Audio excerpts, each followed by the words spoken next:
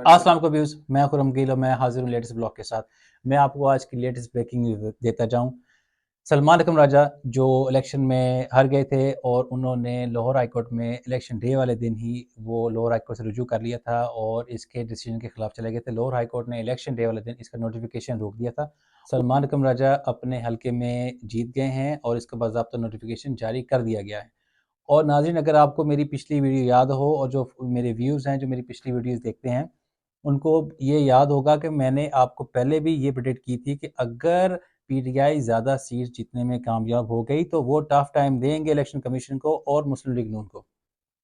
मैंने आपको पहले भी बात बताई थी और अब आपको फिर से बात बता रहा हूँ कि पीटीआई 20 से 30 हलकों में वो चले गए हैं लोअर हाई कोर्ट में।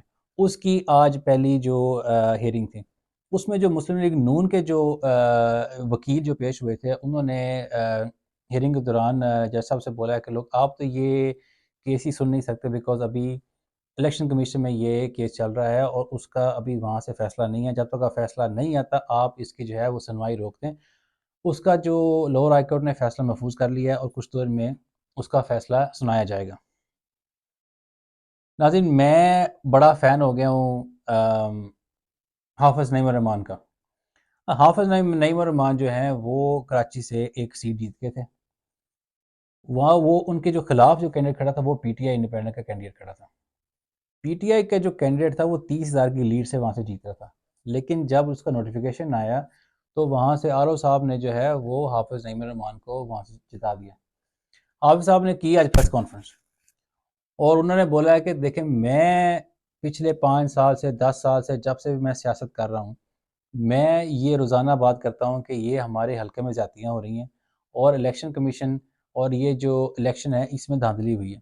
तो अगर मैं आके ये बात करता हूँ कि इलेक्शन में धांधली हुई है तो मैं कैसे ये मान लूँ कि जो मेरे खिलाफ कैंडिडेट खड़ा था वो जीता था और मैं खामोश रहूँ इस बारे में। उन्होंने की आज प्रेस कॉन्फ्रेंस, उन्होंने बोला दी कि मेरे जो खिलाफ जो कैंडिडेट खड़ा था वो खड़े थे पीटीआई के, वो 30,000 की लीड से जीत रहे थे और इलेक्शन कमीशन ने जो है वहाँ से नोटिफिकेशन जारी किया मेरा।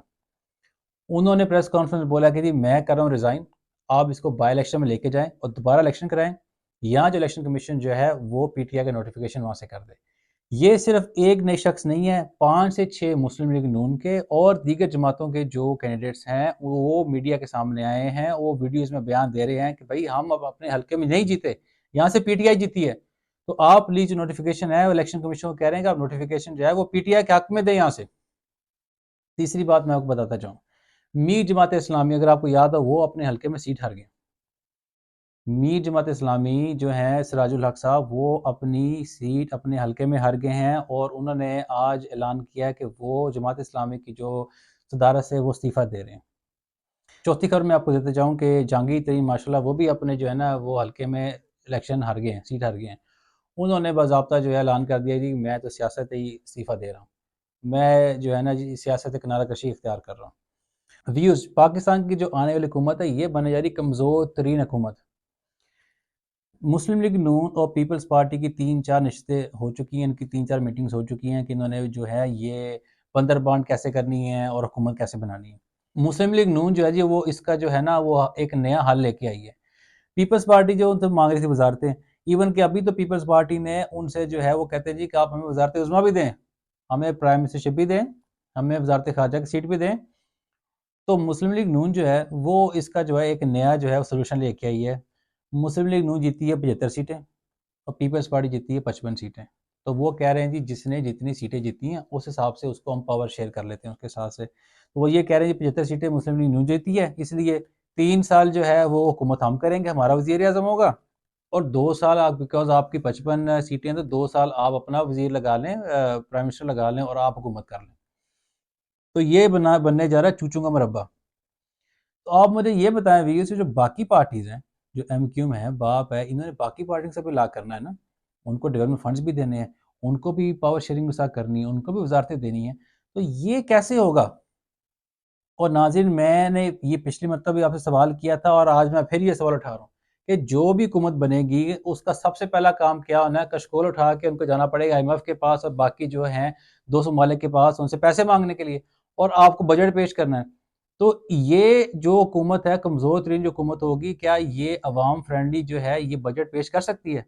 नहीं जनाब, ये अवाम फ्रेंडली बजट नहीं होने वाला, ये महंगाई का सैलाब आने वाला है, आप तैयार हो जाएं। जब एक पार्टी का पूरे पाकिस्तान का मैंडेट जो था वो 2/3 मेजोरिटी मैंडेट जो दिया गया वो दिया गया पीटीआई को, जब आपने उस पार्टी का मैंडेट ही छीन लिया, आप जो है दूसरे तीसरे नंबर वाली जो पार्टी की हुकूमत बना रहे हैं और वो कमजोर तरीन हुकूमत बना रही है, वो कैसे अवाम फ्रेंडली बजट दे सकती है, वो कैसे अवाम के हक में फैसले कर सकती है। और आखिर में मैं आपको एक और बात बता दूं, अगर वो 25 से 30 सीटें जो लाहौर हाई कोर्ट में चैलेंज हो चुकी हैं, इलेक्शन कमीशन तो उसका आपको पता है क्या फैसला देने वाला, वो तो नून लीग के हक में फैसला देगा, ये चैलेंज होंगी लाहौर हाई कोर्ट में। और लाहौर हाई कोर्ट ने अगर एक सीट पे डिसीजन ओवरटर्न कर दिया तो वो अगली 25 से 30 सीटों पे भी डिसीजन ओवरटर्न कर सकती है। और अगर ये डिसीजन ओवरटर्न हो गया तो ये जो मुस्लिम नून है और ये जो पीपल्स पार्टी है ये हुकूमत कैसे बनाएंगी।